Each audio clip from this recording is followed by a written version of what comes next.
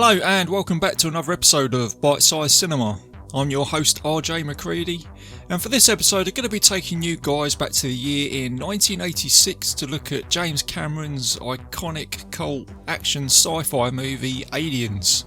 So let's fire up the power loader, let's have a look at a trailer, and I'll see you guys soon. Just tell me one thing, Burke. You're going out there to destroy them, right?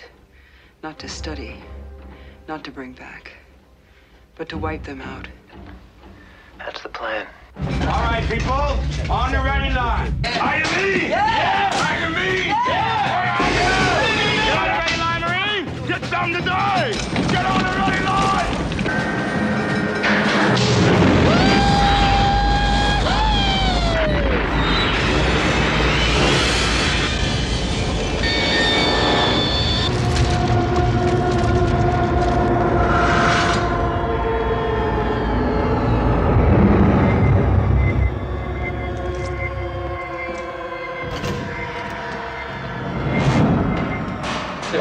Get your light up here. Keep back, don't scare her. Movement! Talk to me, Hudson! I got signals. I got readings in front and behind. There's nothing back here. Look, I'm telling you, there's something moving and it ain't us. Get them out of there!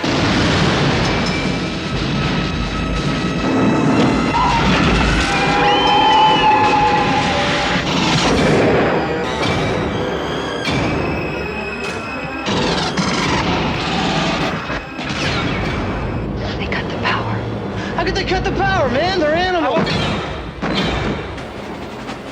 There's movement all over the place.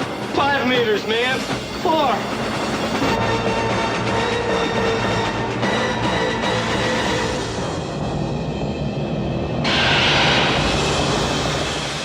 4. Aliens. This time, it's war.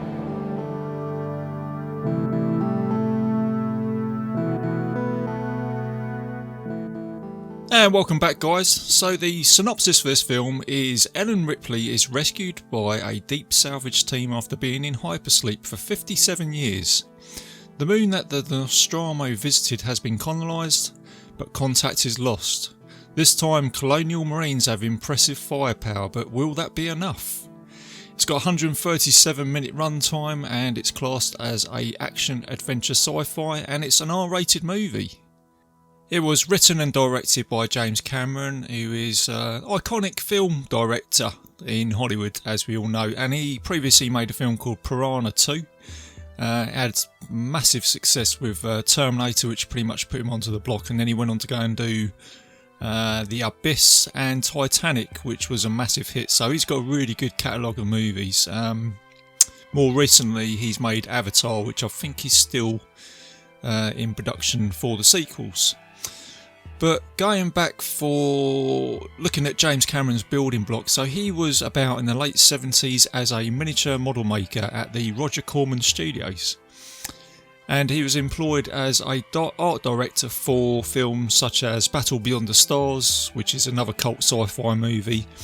And he did the special effects work for John Carpenter's Escape from New York. There you go, I've just realised I've mentioned John Carpenter in pretty much every episode I've done, guys. So there you go, so JC shout out there. And then he had a big break for doing the sequel to Piranha 2. So he was originally the special effects director for that movie. But the actual director for Piranha 2 left the set. He just got up and he left, some sort of argument or something like that. And studio said, look, James, he went to James Cameron and said, how about you have a go at directing? And he got put into the director's chair, and from there onwards he took the director's role. I think Piranha 2 did okay, kind of put him onto the ladder of directing. He then went on to go and write Terminator, and he had a massive hit with that, so the rest is history for that, which is what I will go on to next. In fact, guys, let's go into that now. Let me talk about how Aliens got into production and got made. So obviously Alien was a massive hit at the cinemas back in 1979 with Sigourney Weaver and John Hurt, and the crew of the Nostromo became cinema history. But it wasn't quite a straightforward sequel as you would think, because after the success of Alien, the studio actually had a lawsuit with profit issues. And they wanted to make a sequel, but because they had this lawsuit, they couldn't actually make this film. And Walter Hill, who was attached to the original Alien film, was interested in making a sequel, and he had this idea of the Southern Comfort film that he had made around about that time with the Magnificent Seven. He said, how about we use this in space? But with this lawsuit kicking around, wasn't able to make this film. So not until 1983 the lawsuit got cleared up. And by this time James Cameron was kind of in the spotlight, and they knew that he was working on a film called Terminator, being a sci-fi film.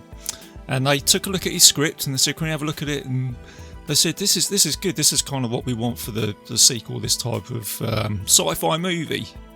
So in between Cameron making Terminator, he quickly penned a script together for Aliens. And he did a 45-page script, he gave it back to the studio and said, how about this for an idea? The studio looked at it and went, no, we're not too sure about it, they're not really sold with that. So Cameron went back to do the Terminator, and as a little bit of fate, whilst he was filming Terminator, Arnold Schwarzenegger had a schedule conflict with another studio to make Conan the Destroyer, so he had to be taken away for 9 months to go and make Conan. And Cameron was kind of left back on the shelf with Terminator and all sorts of issues I could imagine.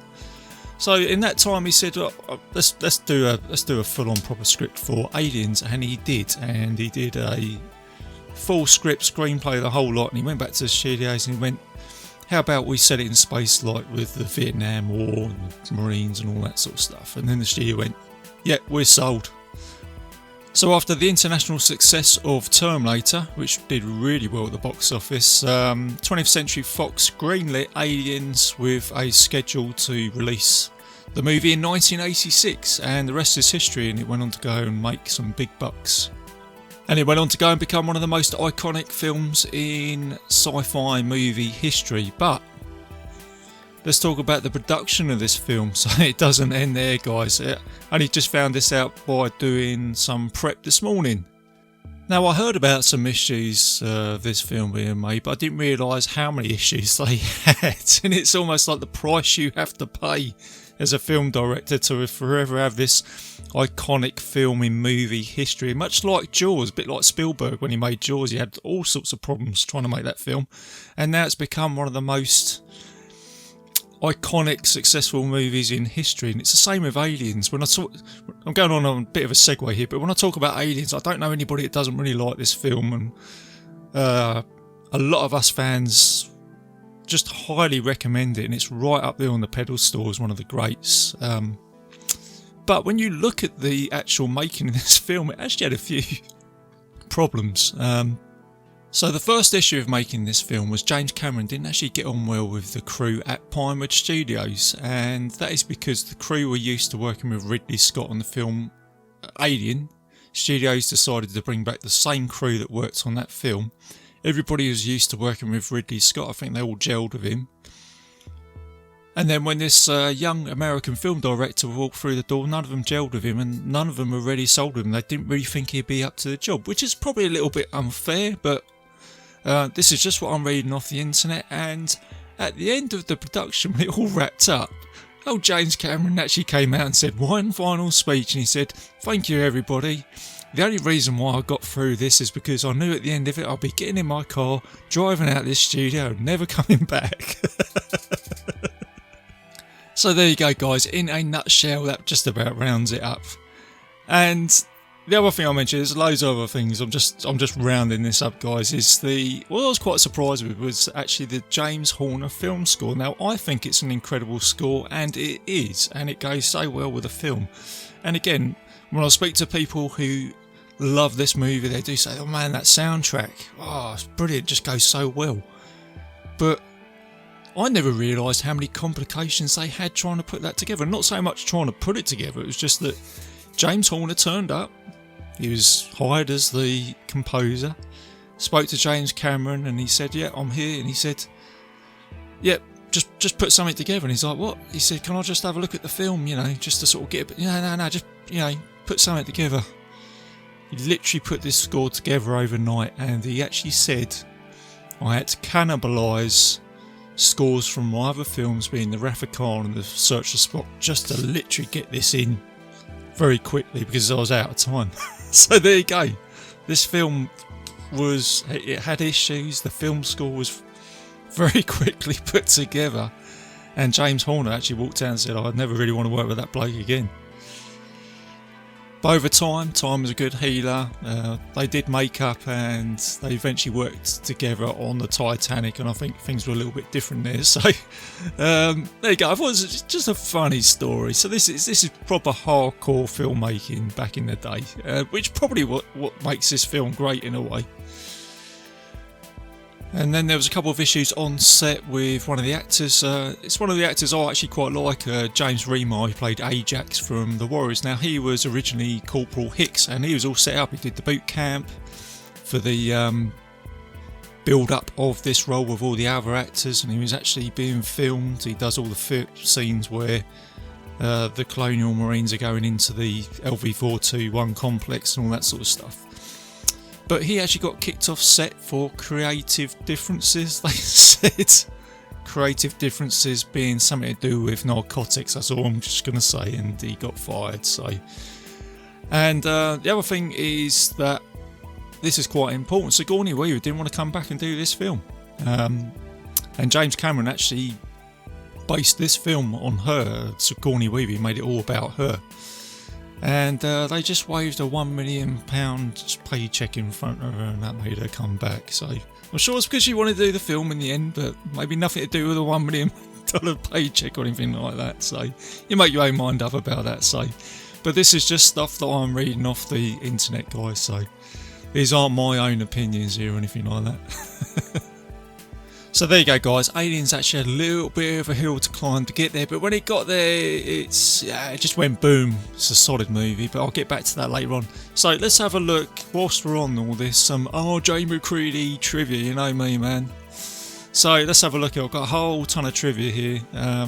So the film's not shot in sequence, and the Marines all sat at the table. That scene there was actually shot at the end, because they thought if they do that at the end, then all the camaraderie of the guys working together would just sort of create that scene a bit better. So it's quite good directing by Mr. Cameron. This is quite funny. Lance Henriksen said he was going to quit if this movie wasn't a success, because he said, I've had enough of making a load of rubbish films. But it turned out to be successful, so Mr. Henriksen is still acting and still making films. The 15-minute countdown at the end is actually in sequence, so that is actually 15 minutes run time on the actual film when you watch it. And the 10-second countdown when Apone says to the troops we're coming out the character in 10, that actually counts down to 10 as well. So funny enough, Bill Paxton improvised all his lines. Game over, man.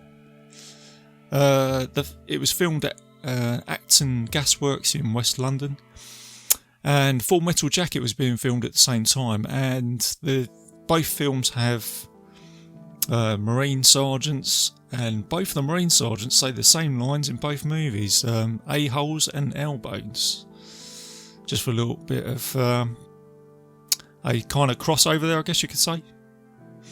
The alien nest was used for Batman in 1989 for the Access chemicals. They still left the set there afterwards, obviously.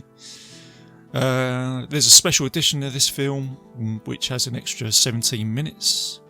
That badass ABC truck is actually a tow truck from British Airways, which was a 35-ton truck which they had to strip down, which was pretty clever. And the film was filmed with a bluish light lens to give it that alien feel throughout the movie. And this is another thing that Cameron had issues with on set. He was saying, I want this film to be dark, and I only want the light to be seen from the Marines' torches and stuff like that, just to sort of create that mood and atmosphere. And I think he's right with that. I think that I love when a film is done like this with that real atmosphere. I think he's vision was right with that, and I think that's kind of what makes this film great. So I'm glad he stuck with his guns here with the special effects crew.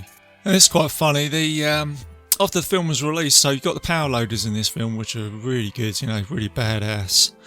And there's actually a couple of businesses who contacted the film studio saying, where can we get a couple of those power loaders from, because they're bloody awesome, you know what I mean? And the studio said, no, they're just, you know, they're special effects, you know, they're not actually real, so that's quite funny.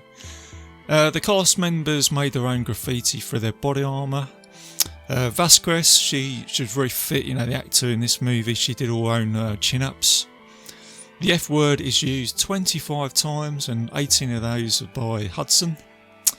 The film is loosely based on Robert A. Heinlein's novel Starship Troopers, and that's the reason why you get the reference of Bug Hunt and Bug Stompers, because the film's obviously about Marines fighting bugs in space, which is a film which was directed by Paul Verhoeven, which I mentioned in RoboCop. So there's a loose base there on this film as well.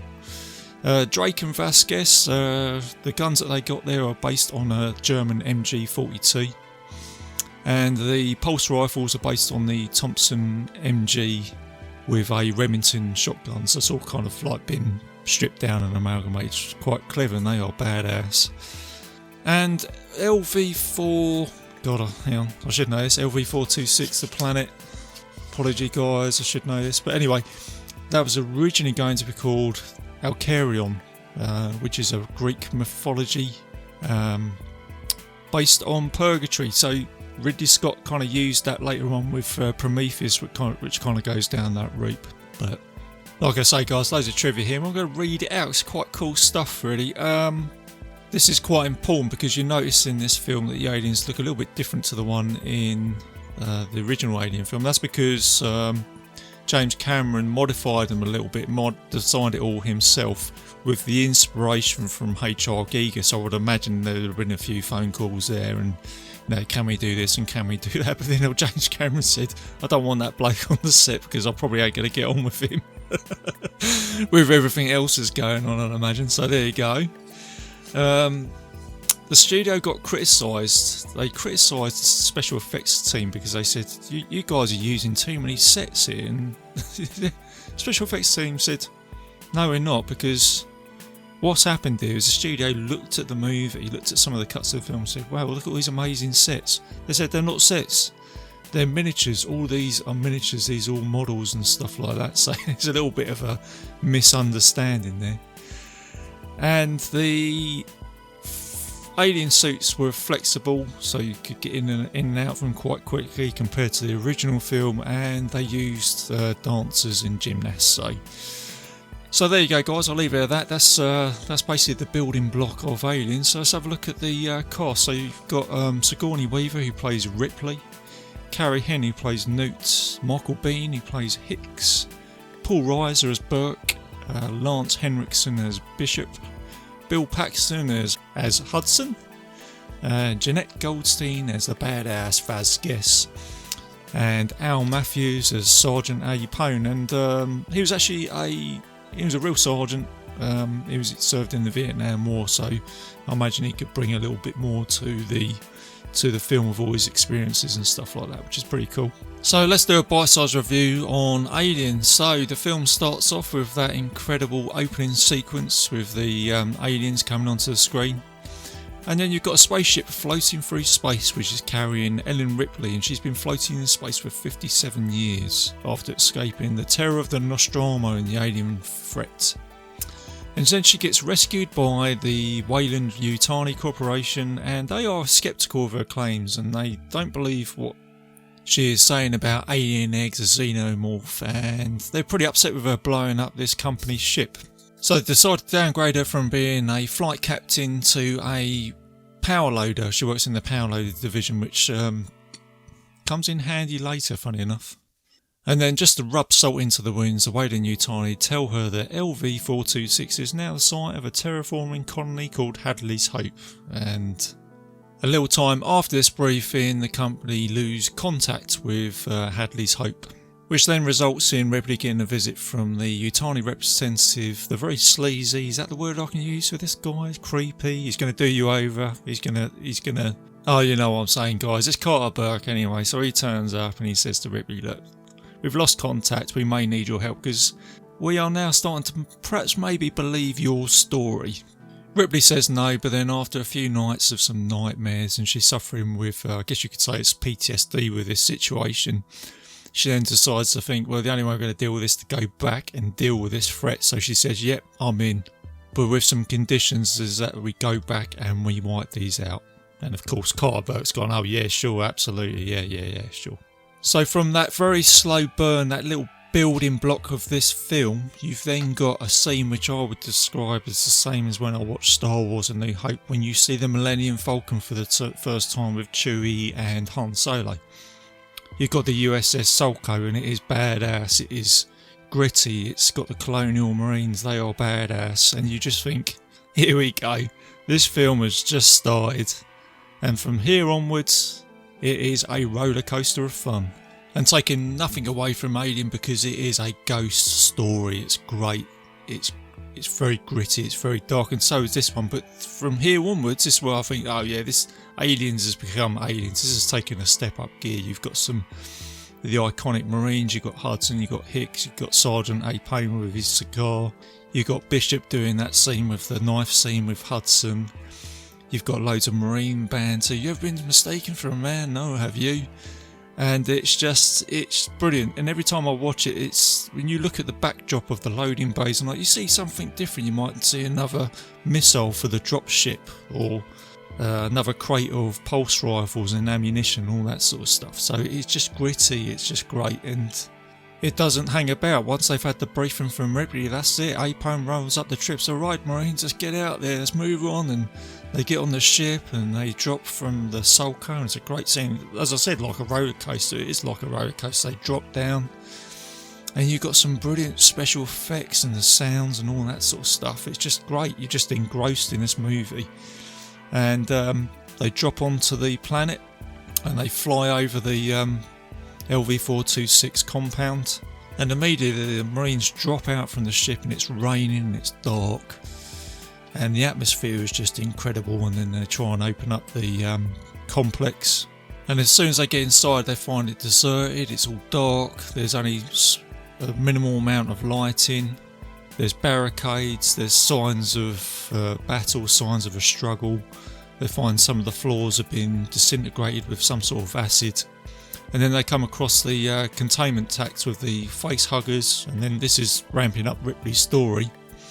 And then they find a young girl called Newt, who's the only sole survivor of whatever the hell's happened here. And then they head into like the sort of descending corridors, which is covered by alien secretions. This is where they come up with one of the survivors. One of the first traumatic scenes where there's a woman whose head pops up and she's still alive, and that's a bit of a jump scare, and she says, kill me, and it's a horrible scene where this like face hugger comes out, or not face hugger, the alien comes out of her chest burst, and then you can just see in the Marines their attitude is starting to change. They've gone from this sort of cocky Marines to this situation has just got real, and the more they descend into this complex, the more the complex becomes like a cocooned alien nest. And you've got the inexperienced Gorman now, who's the platoon lieutenant, and you very quickly realise that he doesn't really know what he's doing. And Ripley's flags up that the Marines are actually in the cooling system of the complex, and if they destroy that, then the whole place is going to go up into like a sort of thermal nuclear bomb. And this is one of the dumbest decisions in Hollywood, and I'll throw stuff at the screen every time I watch it, when they say you've got to take all the ammunition out from your guns, and because if you start shooting stuff it's going to blow up. And I'm just thinking now, pull your Marines back and think of some other tactical decision, but let's forget about that. Let's carry on watching the film. So take the ammunition out, all they can use is the flamethrowers, and this is where you get a great scene where you go, what you got to use, man? We're just going to use harsh language. And then this is the sounds and the effects of this. You've got that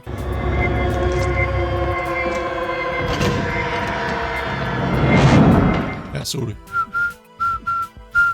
sounds, you know, of the Hudson's radar scanner there, and then he's going, you know, they've got movement, man, they're, you know, they're all round us, but I can't see them. And then you've got the scene where the aliens come down and they pick up one of the Marines, and she's got like a flamethrower, and she starts like flaming all the other Marines.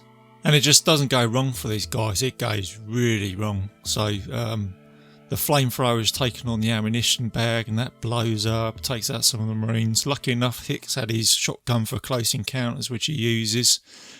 And then Vasquez, she's the only one who fought outside the box with Drake. They kept their ammunition, and then this is where she goes, "Let's rock!" And then you got the pulse rifle sound. I'll play a little clip of that now. And it just sounds great, man. It's just brilliant. And then you've got the fantastic film score, which I mentioned earlier, from James Horner. It just goes really well. It just really pumps up this scene where they're saying, you get Hicks coming out, "Marines, we are leaving." And Hicks has now taken charge because Apone gets taken out, and their only choice now is to survive, to get out. There's no way they're going to take this fight on, so they need to get out, get as many of their team out. And then this is where Ripley says to Gorman, "Well, what are you going to do about this?" And Gorman's going, Apone, you know. And then she goes, "Right, forget this." And she just takes charge herself. She gets into the carrier, and then she drives into the plant. It's great, and she's driving around. And again, you've got that film score from James Horner, and she's barging into everything. She just cracks through the wall, saves the Marines. Vasquez is taking out as many aliens as she can with her assault rifle, but in doing this, poor old Drake gets taken out. For her, she's trying to save him, but in order to save him, she blows up the alien, and all the acid goes over him, and he dies. And that's the other thing with this film. You've got so much love for these Marines. They're so cool. You don't really want them to die. And you're going, damn, every time I watch it, I think, oh no, I don't want Drake to die. And then they get into the carrier, and you've got Hudson, Hicks, and Vasquez, are like the remaining Marines. As they close the door, the alien tries to open it up. And then you get Hicks, he just comes out with that shotgun, and he just sort of shoots it, and acid goes everywhere. Hudson gets infected by the acid. And by the time Ripley drives out of the complex, you very famously get Hudson come out going, "Game over, man, game over." And he's gone from this sort of cocksure Marine to, "That's it, it's over, what the hell are we going to do?" So at this point, Ripley takes command, and Hicks orders a dropship to come down and rescue him. But then the dropship is infected by one of the aliens and takes out the pilot, and then the dropship crashes and blows up.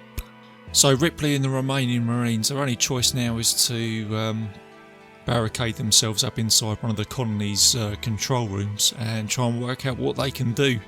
And they start drawing out maps, and they block up the doors. They use some sentry guns to repel the aliens. And whilst all this is happening, Ripley works out that Burke is actually working with the Weyland-Yutani Corporation to retrieve specimens and take them back to Earth to make a load of money. And he doesn't really care about them because he wants them to be infected with these specimens in order to return back to Earth. So Ripley says, "I'm going to bust you, I'm going to expose you." And then to only make matters worse, Bishop then comes in and says that the dropship has wrecked the cooling system, and we've only got a certain amount of time before this whole place blows sky high. So then Bishop agrees to go into a tunnel to try and get to a communication tower to get the Soul Code to drop a ship so they can get out of there. And then Ripley and Newt fall asleep in the medical room, only to find themselves contained with broken canisters with the face huggers, which was caused by Burke because he wants to prevent Ripley from exposing him. So you've got a scene now where she's trying to fight off the face huggers, and then Hudson comes in and he managed to blow them up with the pulse rifle. Ripley tells the rest of the team that Burke's intention was to infect them all, and before they can take on Burke, all the power goes out, and then the aliens are climbing through the ducts of the ceiling. So now you've got a shootout between the rest of the Marines and the aliens, and they're trying to sort of flee for their lives.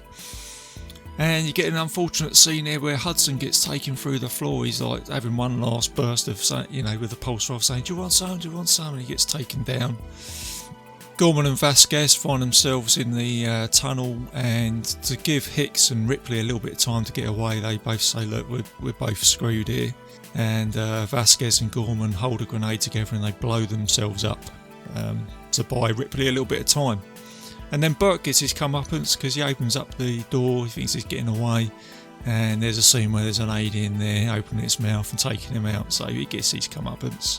And after all this, with now Ripley, Hicks and Newt as the only survivors, the aliens capture Newt and whilst Ripley and Hicks are trying to get away in the lift, Hicks gets contaminated with the alien blood and injured.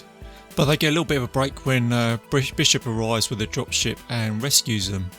But Ripley refuses to leave Newt behind because she promised her that she'd always protect her. And with the little bit of training that she received from Corporal Hicks with the pulse rifle and the flamethrower, she sets herself up, and it's probably one of the coolest scenes of the film, where she gets into the elevator and she's going down in the elevator. She's setting herself up, she's setting the pulse rifle up, she gets some duct tape out, she amalgamates the pulse rifle with the flamethrower, and it's just turned into this badass. She's got all the grenades and extra ammo, and Ripley is now heavily armed to deal with the alien threat. And she goes back to the processing station and she finds Newt, and she's been cocooned with this alien secretion. She manages to get her out. But as she turns around, all the aliens are starting to come out, and they're a little bit standoffish, I think, because the Queen is in the room and she's found the alien Queen. It's a great scene. It's just like an iconic scene where Ripley turns around and she just sort of tilts her head round, and then she just flames them all with a flamethrower. And then she starts shooting out with a grenade from the grenade launcher, and then she starts shooting all the aliens, and she really goes for it. And as a result of this, the whole alien nest is on fire, and she's blown it all up, and you get these huge explosions and that. Ripley and Newt manage to escape, and just by the skin of their teeth they get rescued by Bishop in the dropship. And all four of the survivors manage to escape just as the complex blows up in like a thermal nuclear explosion, and that's it. So you get into the close of the film now, and that's it. You think, when I was first watched this film, I thought, that's it, we've had the final bit with Ripley blowing up all the eggs and the explosions. I thought, wow, that's really cool. And you thought, this is a really good film. It can't go any more than this, can it? There's going to be no more. Oh yes, there is. So just as Ripley commends Bishop, because she didn't trust him at the beginning of the film because he's an android and all the problems she had on the Nostromo, she says, thanks Bishop, and he goes, no, that's fine, you know. And as soon as he says that, something rips straight through him, and he's got all that sort of milky blood coming out from him. And that's right guys, you've got the alien Queen on board the Sulco. Who would have seen that?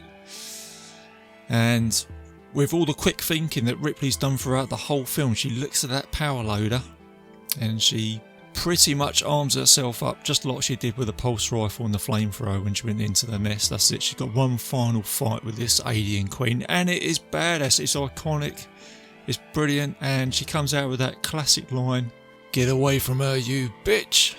And you get the final fight here with echoes from the Nostromo where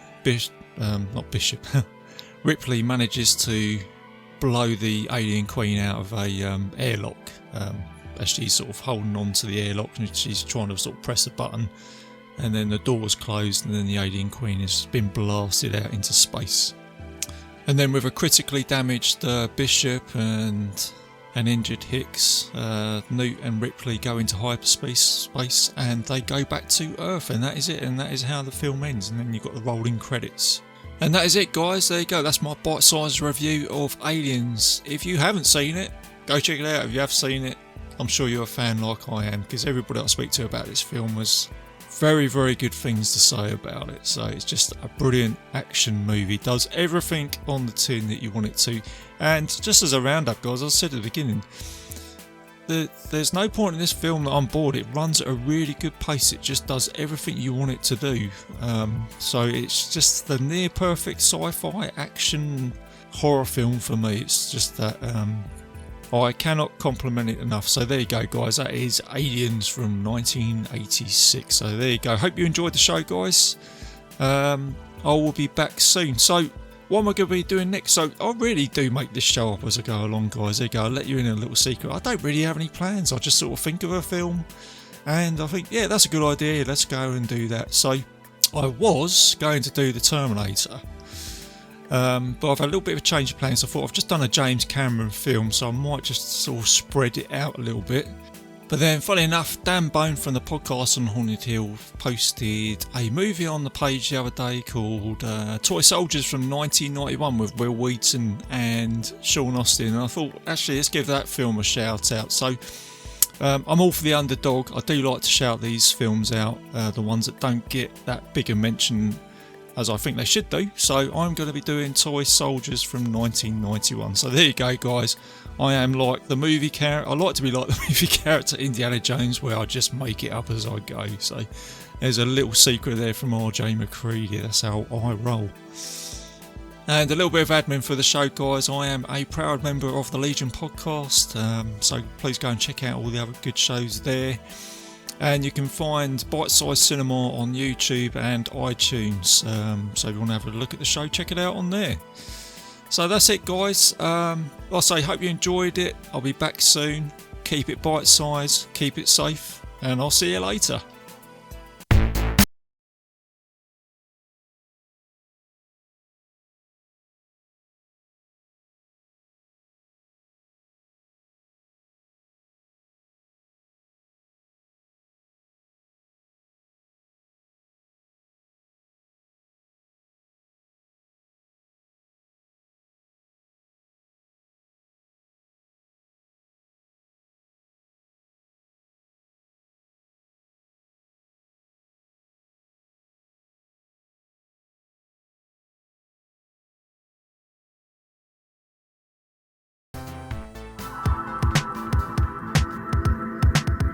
If you enjoyed this show, then make sure you check out the other great shows on the Legion Podcast Network, like Cinema Psyops, Cinema Beef, Devour the Podcast, Duncan and Bo Come Correct, Exploding Heads Horror Movie Podcast, Friday the 13th, Get Slayed, The Helming Power Hour, Hello, This is the Doom Show, Hero Hero Ghost Show, Kill the Cast, Underwater Kaiju from Outer Space, Jerry Hates Action, Legion After Dark, Mental Health, Obsessive Cinema, Discourse, Pick 6 Movies, the podcast by The Cemetery, the podcast on Haunted Hill, the Psychosemantic podcast, Rick Radio, House of Wax, Dude Looks Like the 80s, Rabbit and Red Radio, the Shadecast, Short Bus Cinema, 2 Drink Minimum Commentaries, the VD Clinic, Who Will Survive Horror Podcast, and Witch vs. the Doomsday Clock. With such a wide spread of shows, there is guaranteed to be a niche for you to fall in love with. Horror, politics, movies, books, sex, music, commentaries, health, video games, kaiju, action, news, comedy, and opinions that would most likely get you killed in some parts of the world.